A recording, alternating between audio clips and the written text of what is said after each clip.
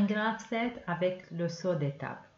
Donc, nous avons parfois des cas où il y a deux actions possibles, un grand programme et l'autre programme qui est pratiquement une partie de ce grand programme. Nous avons devant nous un exemple d'une perceuse. Cette perceuse a la possibilité de faire des trous dans des pièces fines et des pièces épaisses. Si la pièce est fine, la perceuse va perforer directement la pièce et elle va monter, donc un simple programme. Mais si la pièce est épaisse, elle va le faire en deux étapes. Elle va faire la moitié, puis faire ce qu'on appelle le débourrage. Ça veut dire qu'elle va monter pour que les petites pièces qui sont coincées sur la perceuse s'en vont. Et puis, elle va refaire un deuxième cycle pour bien percer la pièce. Et donc, il y a deux programmes. Le même programme va se répéter pour un cycle plus long pour la pièce épaisse et un cycle plus petit pour la pièce fine. Et nous allons voir dans notre programme comment faire ça dans un graph set. Donc, nous commençons par, comme toujours, une première étape initiale. Nous avons ici les capteurs qui vont nous donner les positions en haut. Position B1, B2, B3 et nous avons ici un capteur C qui va détecter si la pièce est épaisse ou la pièce est fine. Nous avons deux actions, soit la descente du moteur, soit la remontée. Et dans la descente, nous avons deux possibilités, une descente en grande vitesse et une descente en petite vitesse. Donc au départ, la perceuse doit être en haut.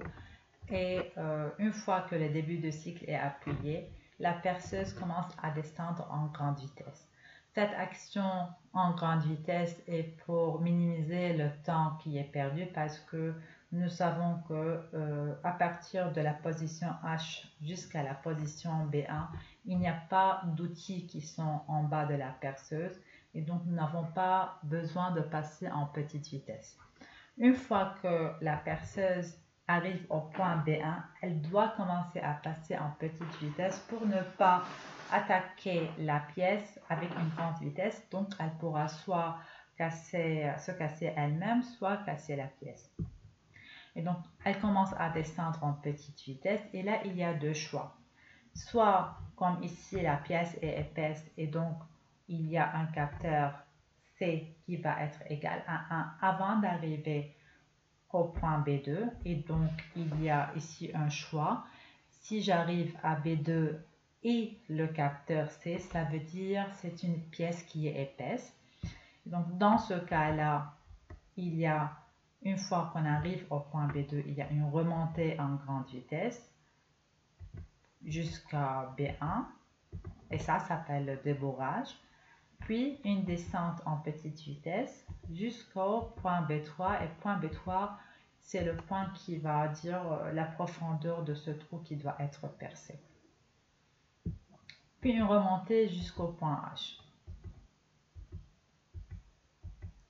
Si par contre la pièce n'est pas épaisse, c'est une pièce qui est fine. Donc le système commence par descendre jusqu'à B1 en grande vitesse, ensuite descendre en petite vitesse.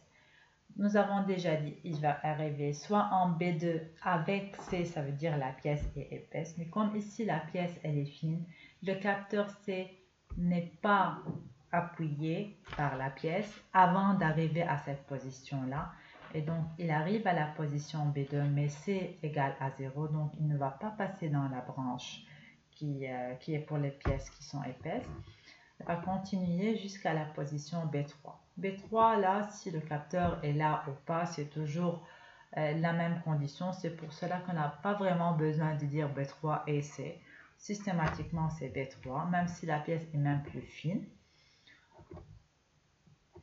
Et ensuite, une remontée directement en grande vitesse. Donc, ça ressemble énormément au graph set avec un choix, mais dans ce cas-là, le choix est vide. Donc, il y a soit ces étapes-là que je vais faire, soit je vais les sauter.